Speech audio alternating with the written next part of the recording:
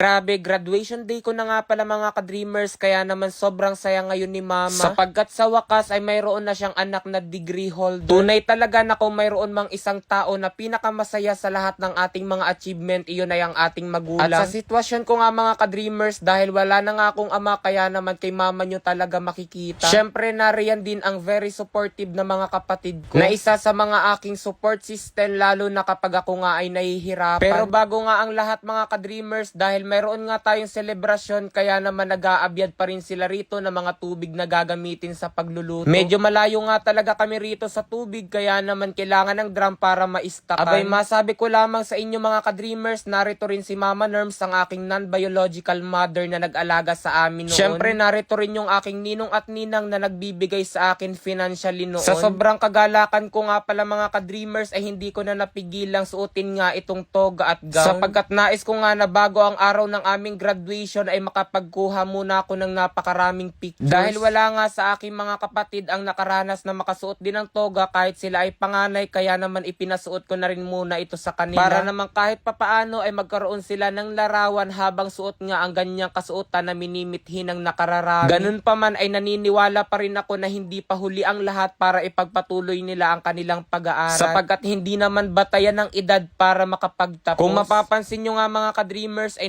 napakasasaya nila habang suot nga ang itim na toga. After nga ng picture taking mga ka-dreamers ay pinalansya na ni Mama Nerms itong aking susuotin sa graduation. Sapagkat marami nga kaming nagsuot, kaya naman medyo nagusot. Shoutout sa mga magulang na nagpaplansya na rin ng ganitong kasuotan ng kanilang mga anak para sa graduation. Sa aking palagay, ito yung napakagandang plansyahin at kahit nga medyo malaki ay hindi talaga mapapagod. Sapagkat sumisimbolo nga ito sa tagumpay din ng ating mga magulang. Sa mga sandaling ito nga pala mga ka-dreamers ay narito na kaming lahat sa university. Sa totoo lamang napakarami kong kasama na nais masaksihan ang aking pagtatapos. Bukod nga kay mama at sa aking mga kapatid ay narito rin ang aking non-biological mother at father, syempre pati na rin sina ninong at ninang at ang kanilang apo. Grabe, finally mga ka-dreamers, nasuot ko na itong aking pinapangarap nga nakasuotan. Kung inyo nga mapapansin sa video ay hindi mapawi ang aking kasiyahan. Sapagat sino ba yung hindi magiging masaya na after the long run ay narito na kami ni mama marireceive na ang diploma. Subalit alam nyo ba, bago ko nga ito maabot ay napakaraming trials, challenges na aking pinagdaanan. Dumating pa nga sa punto na akala ko hindi na talaga ako makapag-aaral sa kolehiyo. Kasi nga napakahirap ng pamumuhay tapos self-reliance lang Kaya ako. Sa mga kapwa ko ka-dreamers na nanonood sa mga sandaling ito na nag-aaral tapos nagtatrabaho ay kayang-kaya nyo rin iyan. I-manifest nyo na sa susunod na mga taon ay kayo naman ang magsusuot ng ganitong kasuotan. Kaya sana kahit napakaraming balakid na inyong madaanan ay huwag kayong susuko. Tibayan nyo lamang tulad ng tibay ng loob ng inyong mga magulang. Sa totoo lang mga ka-dreamers, magsisimula pa lamang ang seremonya ng aming pagtatapos ay biglang bumuhos ang napakalakas na ulan na naging sanhi ng pagkasira ng design dito nga sa aming stage. O diba sa sobrang kasiyahan nga ng lahat ng tao rito, pati kalikasan ay napaiyak. At sa halip nga na sa stage tanggapin ang aming diploma ay naging dito na lamang sa baba. Austria RGEP,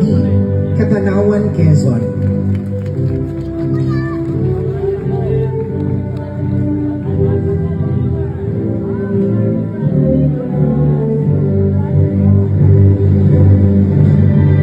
Finally, I made it mga ka-dreamers kasi nahawakan ko na nga itong aking diploma. Nakala ko talaga rati ay hanggang pangarap na lamang, pero ngayon abot kamay Wala na ngang mas hihigit pa sa aking pakiramdam ngayon na habang inaabot ko nga ang aking mga pangarap ay kasama ko ang aking minamahal na ina. Na siyang dahilan kung bakit patuloy nga akong lumalabang kahit na minsan ay talagang nahihirapan. Kaya ang masasabi ko lamang sa mga kapwa ko ka-dreamer na talagang may pangarap sa buhay, dapat may malinaw kayong inspirasyon. Sapagkat lingid naman sa kaalaman na bago nga maabot ito ay napakarami munang pagsubok. Ngunit kung may motibasyon, panigurado ako na kahit kayo ay nahihirapan, pipiliin nyo pa rin lumaban. Ay hala, hanggang dito na lamang mga ka-dreamers. Bye-bye! Oh! 49,500! I won!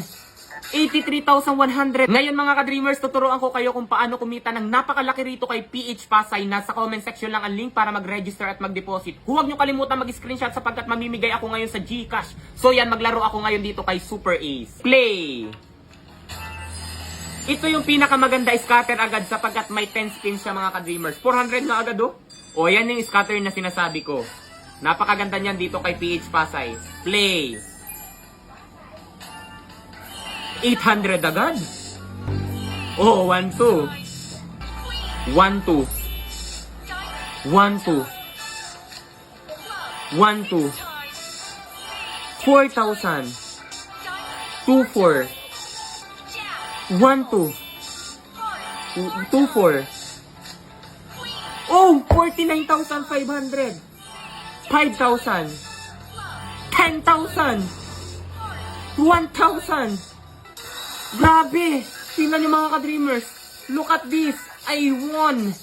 83,100 ang akin lang tinaya, 200 pesos. Oh, di ba napakadali lamang talaga kumita rito kay PH Pasay, kaya kung nais nyo rin kumita mga ka-dreamers, nasa comment section lang ang link para mag-register at mag-deposit. Huwag kalimutan mag-screenshot at ilagay sa comment section sapagkat mamimigay ako sapagkat nanalo nga ako. Ang daming sapagkat pero dahil ako'y tuwang-tuwa, mag-register at mag-deposit na kayo. Yun lang.